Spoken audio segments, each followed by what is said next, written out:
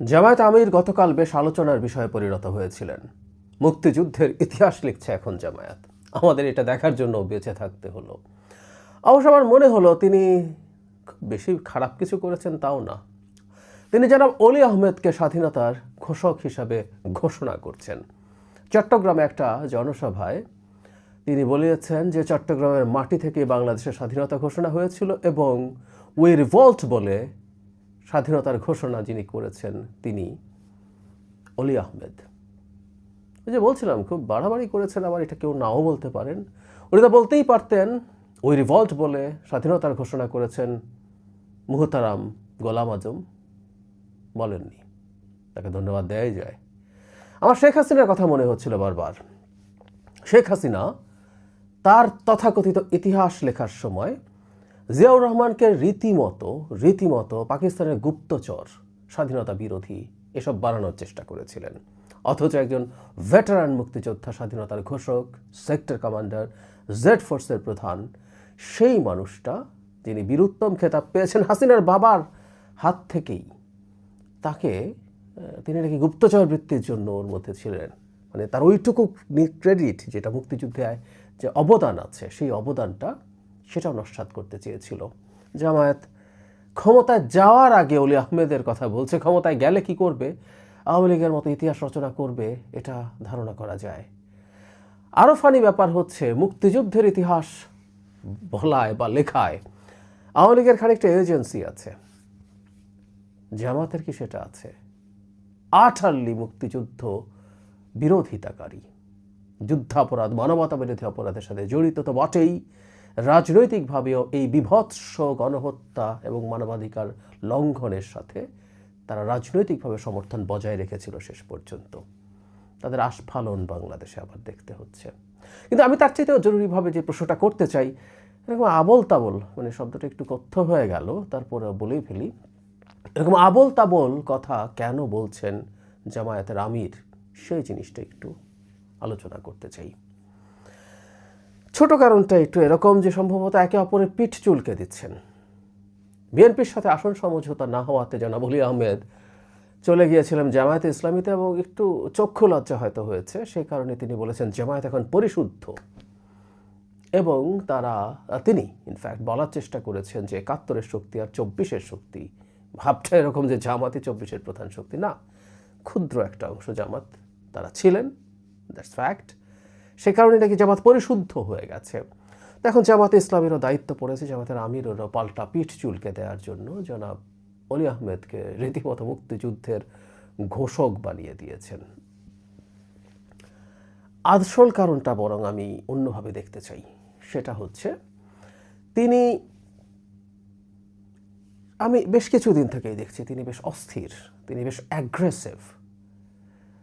Campaign শুরুর পর থেকে তিনি যে ধরনের আচরণ করছেন, যেভাবে কথা বলছিলেন, তিনি একের পর এক সিচুয়েশনে খুবই উত্তেজিত বিহেভ করছেন। ধরুন একজন নারী এসে তাকে জড়িয়ে ধরে কাঁদছিলেন, বিভিন্ন অ্যাঙ্গেল থেকে কেউ দেখানোর চেষ্টা করছেন এটা স্টেজ ছিল, আমি সেদিকে যাচ্ছি না, কিন্তু এটা নিয়ে অনেকে সমালোচনা করেছেন।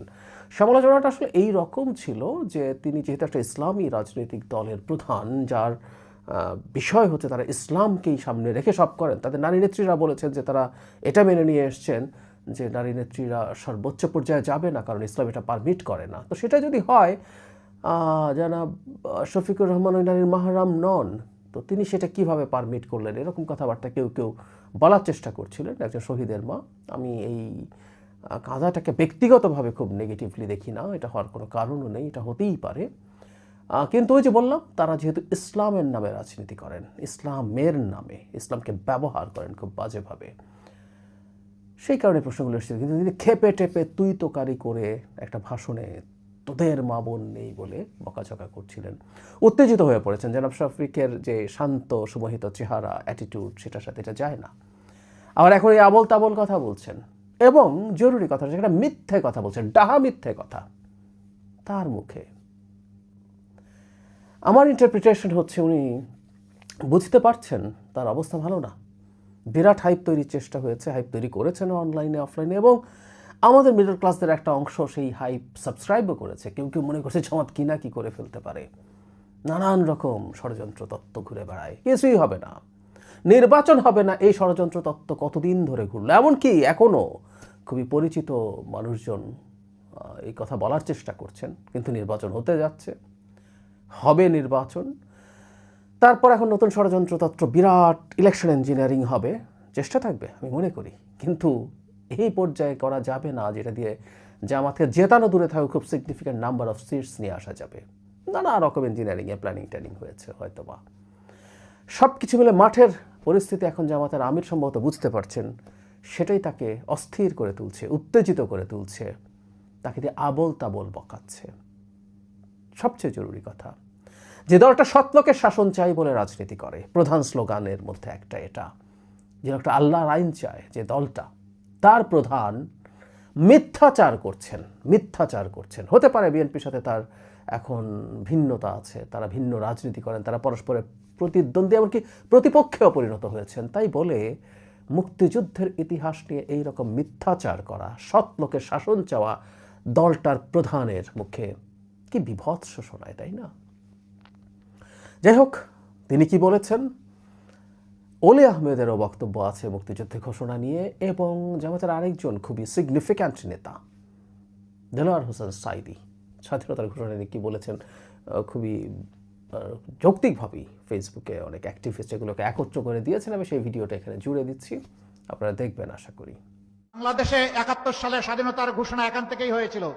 আপনাদেরই এক গর্বিত সন্তান সবার আগে চিৎকার দিয়ে বলেছিলেন উই রিবর্ন। তিনি হচ্ছেন এলডিপির সম্মানিত সভাপতি ডক্টর কর্নেল অলি আহমদ বীর বিক্রম। আমরা তো বিদ্রোহ করলাম 25 তারিখে জিয়াউর রহমানের নেতৃত্বে, তখন তিনি সন্ধ্যার দিকে বাংলাদেশের স্বাধীনতা ঘোষণা করলেন। এটাই ছিল বাংলাদেশের প্রথম স্বাধীনতা ঘোষণা। এটার সপক্ষে অনেকগুলি ডকুমেন্ট আছে। ভারতের সঞ্জীবী রেড্ডি, যিনি ভারতের প্রধানমন্ত্রী ছিলেন, বঙ্গবন্ধু শেখ মুজিবের বা আওয়ামী লীগের বন্ধু, তিনি পরিষ্কারভাবে একটা ডিনারে বলেছিলেন, ওই ডিনারে আমি উপস্থিত ছিলাম, জিয়াউর রহমান উপস্থিত ছিল, that we are happy to receive a man who has declared independence of Bangladesh first. অর্থাৎ ফার্স্ট বলে এটা কোয়ালিফাই করলেন, অনেকে করতে পারে, কিন্তু সর্বপ্রথম জিয়াউর রহমানই করেছেন। স্বাধীনতার ঘোষণা এই চট্টগ্রাম থেকে স্বাধীনতার মহান ঘোষক প্রেসিডেন্ট জিয়াউর রহমান সাহেব দিয়েছিলেন।